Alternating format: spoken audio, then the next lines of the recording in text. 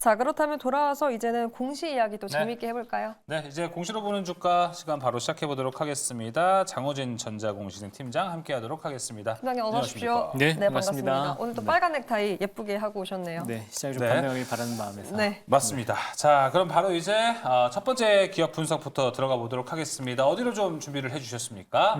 LIG 넥스원인데요. 네. 이게 사실 탑픽은 다음 종목인데 이 종목을 먼저 설명해야지 배경이 설명이 돼서 빌드업. 네, 빌드업이 말씀을 있네요. 드릴 종목입니다. 네.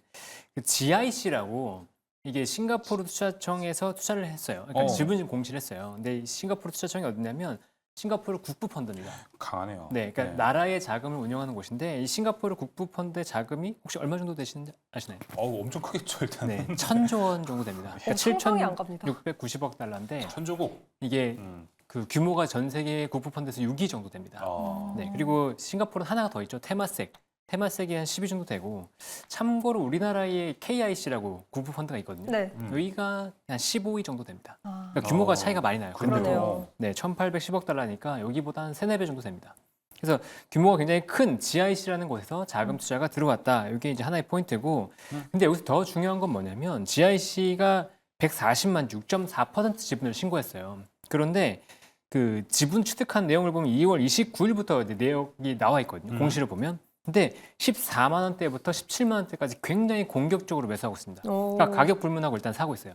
그 말은 이 회사에서 굉장히 긍정적으로 본다는 건데 그렇겠네요. 그럼 이제 이 지분 공시에 이전에 뭐가 있었냐라고 보면 수주 공시가 2월 7일에 있었어요. 그러니까 사우디양으로 천공투 수주가 있었고 그 이후에 주가가 62%가 올랐는데 그 가운데 이제 외국인이 19영업일 동안 2영업을 빼고 계속해서 순매수를 보였어요. 아마 이게 이제 GIC 쪽이 아닌가라고 추정이 되는데 외국인의 그동안의 순매수가 한 2,300억 가까이 되거든요. 근데 GIC의 총 순매수 규모가 2,000억 정도 되니까 아마 요게 이제 GIC였던 것 같다 그렇겠네요. 추정이 됩니다. 네. 그래서 이게 왜 들어오냐를 보면 외국에서 해외 자금들이 지금 우리나라의 방산에 대한 관심이 굉장히 크다. 이걸 상징적으로 보여준다는 거고요. 그래서 방산에 대해서 추가적으로 관심이 이어질 수 있을 거냐고 본다 그러면 저는 굉장히 높다고 봐요. 일단 가능성을 높게 보는 게 트럼프의 당선 가능성이 높아졌다. 요게 이제 굉장히 큰 포인트입니다. 그러니까 트럼프를 보면 굉장히 공격적인 발언을 하는데 그 중에서도 나토가 이제 동맹국이잖아요. 근데 이 나토의 동맹국들에 대해서 방위비 분담을 늘리겠다는 표현을 계속하고 있거든요. 그러면 결국은 방산에 대한 투자는 늘어날 수밖에 없고 트럼프는 또 불확실성이 굉장히 큰 인물이에요. 과거에 이제 이란의 그 사령관이었던 솔레이마니가 암살당했을 때 그 당시에 솔레이마니에 대한 암살이 우선순위가 아니었는데도 불구하고 갑자기 급작적으로 결정했던 게 트럼프였거든요. 그러니까 이런 걸 보면 또 이제 지정학적으로 문제를 일으킬 수 있는 발언이라든가 행동을 할 수 있는 가능성이 높아지기 때문에 방산에 대한 관심이 높아질 수 있는 요인이다라고 보고 있고 또 하나는 이제 러시아에 대한 위협이 확대될 수 있다는 거예요. 이것도 이제 트럼프와 관련이 되기도 하는데 공화당은 이제 우크라이나 지원에 굉장히 소극적입니다. 예. 그래서 만약에 트럼프가 된다 그러면 이제 러시아와 우크라이나는 이제 휴전이 되거나 아니면 종전이 될 가능성이 굉장히 높아요. 그렇게 본다 그러면 러시아의 형제 그러니까 우세한 쪽으로 결정이 돼버리겠죠. 그럼 러시아의 영향력은 더 커질 텐데 그렇게 본다 그러면 러시아의 영향력권에 있는 뭐 폴란드라든가 루마니아, 발트삼국 이런 곳들의 전비는 더 늘어날 수밖에 없어요. 그러니까 그거는 이제 확실하다고 봐야 되겠죠. 그리고 또 하나가 이제 최근에 동향을 보면 스웨덴이 1814년부터 중립국이었거든요. 심지어 1, 2차전 때도 중립국이었어요. 근데 이번에 나토에 가입합니다. 네, 이거를 보면 지금 과거 때보다도 오히려 미국과 러시아, 중국의 대결이 생각보다도 좀 심각하다라고 봐도 드릴 수 있을 것 같아요. 그러면 이것도 역시나 방산에 대한 관심은 커질 수밖에 없는 상황이거든요. 그러니까 이 상황을 봤을 때 이제 외국인들이 우리나라의 방산에 대해서 관심을 계속 갖고 있다. 그러니까 지금 보면은 전 세계적으로 방산의 설비를 갖추고 방산 시스템을 제대로 대응할 수 있는 업체가 나라가 많지가 않아요. 근데 우리나라는 북한과 대치를 하면서 무기 체계를 계속 발전시켜 나왔고 설비를 만들어 놨기 때문에 우리나라에 대한 관심은 계속해서 커질 거다. 요게 이제 상징적으로 드러난 게 GIC가 투자한 거다라고 보고 있는 거죠. 그래서 GIC가 이렇게까지 공격적으로 샀다 그러면 저는 여기서 추가로 지분을 늘릴 가능성이 굉장히 크다고 봐요. 근데 시장 일각에서는 GIC가 지분 매수를 멈추면 끝날 거다라고 얘기하는데 그 이후에도 아마 조정 이후에도 다시 이제 관심을 받을 가능성이 크다. 아마 방사는 이제 모멘텀을 탔기 때문에 GIC 이외의 해외 투자자들도 관심을 가질 가능성이 크다라고 보고 있고 추가로 이제 MSCI 편입에 대한 얘기도 조금씩 나올 수 있거든요. 시가총액 4조가 넘었기 때문에 그래서 여기서 추가적으로 오른다 그러면 이 패시브 자금에 대한 흐름까지도 볼 수 있다. 그래서 LIG 넥스원은 오늘도 조금 오르긴 하는데 뭐 길게 봤을 때도 당분간은 우상향 가능성이 높다라고 보입니다. 네. 이게 앵커 한발에서도 이 방산 기업을 다루면서 맞아요. 국방비 트렌드가 증감이라는 키워드더라고요. 결국은 그렇죠. 지정학적 리스크 때문에 계속해서 글로벌 모든 국가들이 투자를 늘려가고 있고 그럼 당연히 수혜가 기대될 수밖에 없기 때문에 많이 올랐지만 그래도 조금은 상방을 더 그렇습니다. 기대해 볼 수 있는 네. 부분인 것 같습니다. 같은 모멘텀을 받고 있는 두 번째 기업인 것 같아요. 풍산인데 풍산은 또 어떤 공시가 나왔습니까? 빌드업이 있었다고 하니까 네. 기대가 풍산이 큽니다. 이제 탑픽인데 아까 말씀하신 것처럼 방산이 굉장히 주가가 좋았잖아요. 네. 근데 풍산은 주가가 그동안 좋지 않았어요. 저평가됐어요. 네, 그 가장 큰 이유가 이 회사가 이제 신동 사업과 방단 사업이 있는데 신동은 구리를 기반으로 구리 제품 만드는 회사 사업이고 방산은 말씀드린 대로 탄약 관련된 사업이에요. 네. 근데 이 신동 사업이 변동성이 워낙 크잖아요. 구리 가격 변동에 따라서 변동성이 맞아요. 큰데 코로나 시기 2021년에 구리 가격이 급등하면서 구리 가격 구리 관련된 사업의 실적이 굉장히 좋았거든요. 근데 22년, 23년 구리 가격 관련돼서 구리 가격이 급락하면서 네. 이 신동 사업의 실적이 안 좋았어요. 그러니까 이 신동 사업의 실적을 누다 보니까 방산 업체인데도 불구하고 주가가 못 갔거든요. 근데 최근에 수주가 보면 소구경 탄약을 공급을 하는데 이게 카타르 쪽으로 공급한다는 계약이 나왔습니다. 이게 네. 2,280억 원으로 규모가 꽤 커요. 그러니까 이 회사가 이제 탄약을 본격적으로 이제 수출할 수 있는 계기가 되는 것 같다라고 이제 볼 수 있는 건데 이 탄약도 지금 보면 전 세계적으로 좀 쇼티지가 나오고 있거든요. 부족한 상황이 나오고 있는데 우크라이나 쪽으로 워낙 탄약이 만약에 수요가 되는데 이걸 생산할 수 있는 나라가 없는 거예요. 그래서 우리나라가 미국에 수출을 했고 미국이 갖고 있는 탄약을 이제 우크라이나를 지원한 형태로 해서 미국도 지금 보유하고 있는 탄약이 부족한 상황이거든요. 네. 전반적으로 탄약의 수요는 늘어날 거로 보고 있고 얘기 들리는 거는 지금 5년치 수주가 쌓였다라는 얘기가 나올 정도예요. 그래서 탄약 사업은 계속해서 실적이 좋아질 수밖에 없는데 이 그러니까 이익 측면에서 봤을 때 보면 이 작년 3분기 기준으로 봤을 때 방위산업의 세전이익, 여긴 세전이익으로 공개하는데 세전이익이 1,100억, 신동 사업이 406억이었습니다. 요걸 21년과 한번 비교해 볼게요. 21년에는 신동 사업의 영업이익이 세전이익이 1,830억, 방산이 1,250억이었습니다. 그러니까 그 전에는 신동 사업이 워낙 컸는데 지금은 신동 사업 대비해서 방위산업이 2배 이상 돼버린 거예요. 그러니까 지금은 오히려 방산 관련해서 더 주목해야 될 상황으로 바뀌었다는 거죠. 상황 자체가. 그러면 풍산에 대해서는 그러면 신동 사업은 어떻게 될 거냐? 네. 구리 가격이 여기서 추가로 빠질 것 같지는 않아요. 아, 예. 네, 그러면 신동 사업이 여기서 추가적으로 악재는 아니라는 거죠. 그러니까 여기서 신동이 반등한 상태에서 방산까지 상승한다 그러면 지금은 이제 방산에 대한 관심을 굉장히 크게 볼 수 있는 상황이다라는 거고 회사도 보면 24년 전망치를 발표하는데 매출이 방산 부분 매출을 1조 1천억 정도를 보고 있어요. 2023년에 1조가 좀 안 됐거든요. 9,896억. 그러니까 23년 대비해서 13%가 성장한다고 얘기를 하고 있습니다. 그러니까 방산이 워낙 탄탄하게 성장을 하고 있는 상황이다. 근데 이 회사 PER이 올해 기준으로 7배 정도 되고 일단 PBR은 0.6배 정도밖에 되지 않아요. 그리고 금리 인하가 된다 그러면 이제 신동 사업 부분이 시설 투자 때문에 차입금이 많은데 금리 인하에 대한 수혜도 볼 수 있거든요. 그러니까 전반적으로 예. 상황이 굉장히 우호적이에요. 그러니까 방산도 좋고 신동 반등 가능성이 있고 그다음 금리 인하에 대한 수혜까지 볼 수 있기 때문에 그걸 거기 싸잖아요. 네. 그러니까 다른 방산 대비해서 저평가를 받았었지만 지금은 오히려 반대로 풍산이 더 부각을 받을 수 있을 것 같다 이런 느낌이 좀 듭니다. 그렇다면 저는 변동성이 신동이 그러니까 아무리 구리 가격 추가 하락이 조금 멈춘다고 하더라도 신동은 너무 변동이 크지 않습니까? 그렇죠. 근데 지분율을 봤을 때 신동이 72%, 방산이 27%면 방산에 대한 좀 비중을 높이는 것도 이 풍산의 비율을 높일 수 있지 않을까 싶어서요. 이것도 궁금하고 그 신동, 동이라는 게 또 이제 방산에 같이 부재료로 들어가지도 않나요? 그럴 수 있죠. 네, 예. 들어가죠. 네. 근데 이제 신동은 그 직접 판매하는 거기 때문에 네. 방산에 들어간다고 해도 원부자재라서 뭐 큰 영향은 없을 예, 거고. 그렇군요. 방금 질문이 뭐셨죠? 네.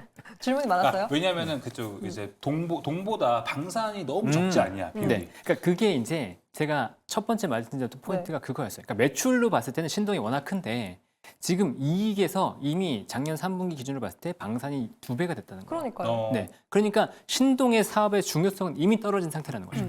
그래서 방산이 훨씬 더 중요하고 방산으로만 봐도 이 회사의 주가를 설명할 수가 있는 상황인데 신동이 여기서 반등까지 나온다고 하면 아, 오히려. 네. 지금 여기서는 마이너스가 아니고 플러스 요인으로 갈 수 있는 상황. 그러니까 지금까지는 신동이 실적이 깎이니까 방산이 올라간다고 하더라도 주가가 멈춰 있었단 말이에요. 근데 방산은 올라간 상태에서 신동까지 반등이 나온다 그러면 여기서는 주가는 오히려 더 퍼포먼스를 낼 수 있다는 거죠. 다른 방산 대비해서 오히려 플러스 알파가 더 붙어버린 거잖아요. 그러니까 저는 네. 단순히 이렇게 방산으로 글로벌 움직임이 올라가고 있다면 기업 측면에서도 방산 비중을 아예 올려버리는 게 조금 이익 측면에서도 높지 않을까 싶었던 거예요. 아, 매출을 급격하게 늘리는 건 불가능하죠. 그러니까 어. 수주가 있고, 그러니까 그걸 기반으로 늘려야 되기 때문에, 그리고 탄약의 수요에 대한 수요는 어느 정도 이제 정해져 있잖아요. 근데 그렇기 때문에 이게 우려되는 건 한 가지가 뭐냐면 탄약을 이건 누구나 할 수 있는 거 아니야? 그럼 경쟁업체가 들어올 수 있는 거 아니야? 이런 얘기를 할 수 있는데 네. 반대로 생각하면 이 탄약에 대한 수요는 그렇게 크지 않은 거란 말이에요. 그럼 설비 투자는 대규모로 들어가야 되는데 네. 그럼 이거를 과감하게 들어올 수 있는 업체가 있냐라고 봅니다. 그러면 그렇지 않아요. 그렇기가 그렇군요. 제한적이에요. 네. 알겠습니다. 근데 한 가지만 더 여쭤볼게요. 이제 풍산 같은 경우에는 풍산도 사실 진짜 작은 종목이 아닙니다. 큰 맞습니다. 종목에 속하는데 최근에 방산주 보면요. 방산은 기본으로 잘하고 이제 LI진엑스원은 로봇 사업도 진행하죠. 그리고 이제 한국항공우주 하나에어로스페이스는 우주 쪽으로도 나갑니다. 그렇죠. 이제 이 추가 모멘텀이 붙어 있는 것 같은데 풍산은 이게 좀 없어서 추가 상승이 될까? 좀 이런 걱정도 되긴 해요. 그런 거에 대한 아쉬움이 있는데 방금 말씀드렸지만 주가 퍼포먼스 차원에서 이제 하나 에어로스페이스나 뭐 한국항공우주, LI진엑스원은 이만큼 올랐다 그러면 풍산은 오르지 않았어요. 이게 차트 단기간에 봐서 그런 거죠? 네. 많이 올라 보이는 네. 거는. 그렇죠. 근데 이제 그 절대적으로 상승폭 자체가 풍산이 워낙 크지 않고 여기 아까 말씀드렸다시피 이제 앞으로 실적이 성장할 수 있는 게 신동 쪽이 오히려 플러스 요인이 되면서 오히려 퍼포먼스가 더 좋을 수 있기 때문에 네. 물론 신사업에 대한 알파가 없기 때문에 밸류가 뭐 PER 기준으로 봤을 때 뭐 20배, 30배 이렇게 가긴 좀 어려울 수 있지만 그렇다고 하더라도 뭐 적당한 밸류 10배 한 중반까지는 갈 수 있는 상황이다 이렇게 보입니다. 네, 알겠습니다. 자, 이어서 세 번째 기업으로 넘어가 보도록 하겠습니다. 자, 어떤 기업이 준비되어 있나요, 이번에는? 세 번째 기업은 현대 이지웰입니다. 네. 현대 이지웰은 익숙하시 않으실 분들이 생소해요, 많은데 사실. 네. 예. 여기가 이제 아마 여기 방송 분들도 잘 모를 거예요. 이게 선택적 복지라고 해서 기업들이 있으면 기업들이 복지 포인트를 주는 게 있거든요. 네. 그 복지 포인트로 복지 예, 몰을 예, 사용할 수 예, 있게끔 그 플랫폼 시스템을 공급해 주는 업체가 여기예요. 아하. 그 상품을 조달해주고 이 시스템 자체를 구축해주는 업체가 현대 이지웰이라고 보면 되는데 이 전체 시장에서 점유율 50% 이상으로 독보적인 1등입니다. 네, 이 시장에서 굉장히 잘하고 있고 네. 뭐 매출과 영업이익이 꾸준하게 성장하고 있는 회사예요. 근데 최근에 작년에 보면 실적도 좀 안 좋았고 주가도 좀 안 좋았는데 가장 큰 이유가 벤디스라고 식권 대장, 그러니까 식권 모바일로 식권 판매하는 회사를 인수했었는데 여기가 좀 안 좋았어요. 실적도 왜요? 안 좋았어요. 그러니까 이게 인수하고 나서 실적이 별로 안 좋았어요. 네, 그러다 보니까 여기를 작년에 떨었습니다. 떨었다고 하는 게 빅베스라고 해서 실적, 그러니까 그 영업권 손실 상각을 160억을 했어요. 그러니까 이 회사 영업이익이 지금 연간으로 봤을 때 180억 나오는데 영업외로 160억을 떨었으니까 엄청나게 떤 거죠. 그리고 영업이익으로도 무형자산 상각과 미해수채권 손실 설정을 해서 한 5억 정도가 벤디스 관련으로 마이너스가 됐어요. 그러니까 전반적으로 영업과 영업외에서 다 마이너스 영향을 준 게 벤디스다라고 보면 되는데 이게 좀 재밌는 게 있어요. 뭐냐면 벤디스가 일회성 비용을 제외하고 작년 4분기에 턴어라운드를 했어요. 그러니까 이래서 빅베스를 한 것 같아요. 올해는 실적이 개선되는 게 눈앞에 보이니까 떨어낼 수 있는 거는 4분기에 다 떨어내자라고 하고 작년에 떨어낸 거죠. 그럼 반대로 얘기하면 벤디스는 이제 플러스 실적이에요. 그럼 작년에 마이너스 같은 게 플러스가 되니까 오히려 올해 실적은 좋아질 거고 기본적으로 이 회사는 계속 성장합니다. 선택적 복지가 지금 민간 기업 도입 비중이 20%가 되지 않아요. 그래서 선택적 복지가 계속해서 늘어난다 그러면 당연히 실적이 좋아질 수밖에 없고 이 회사가 전망하는 건 연평균으로 한 7% 정도는 성장할 것으로 보고 있거든요. 그러니까 그러면 전방 시장이 좋아지는 가운데 시권 대장이 턴어라운드 하니까 뭐 시장이 좋아질 수 있다. 그래서 공시가 나온 게 뭐냐면 그 현대 이지웰의 최대 주주 현대 GF홀딩스가 지분을 매수했어요. 그러니까 장내 매수를 했어요. 자신감. 네, 최근에 이제 10억 원 이상 매수했고 이번에 공시는 이제 5억 정도를 매수한 건데 계속해서 장내 매수를 하고 있다. 근데 이 장내 매수 시점이 언제냐?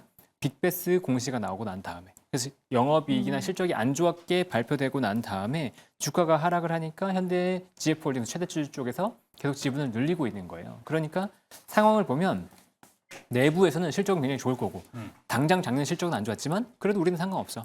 이거는 빅베스인 거고 앞으로 실적 좋아질 거야 라고 하는 게 약간 보인다는 거죠.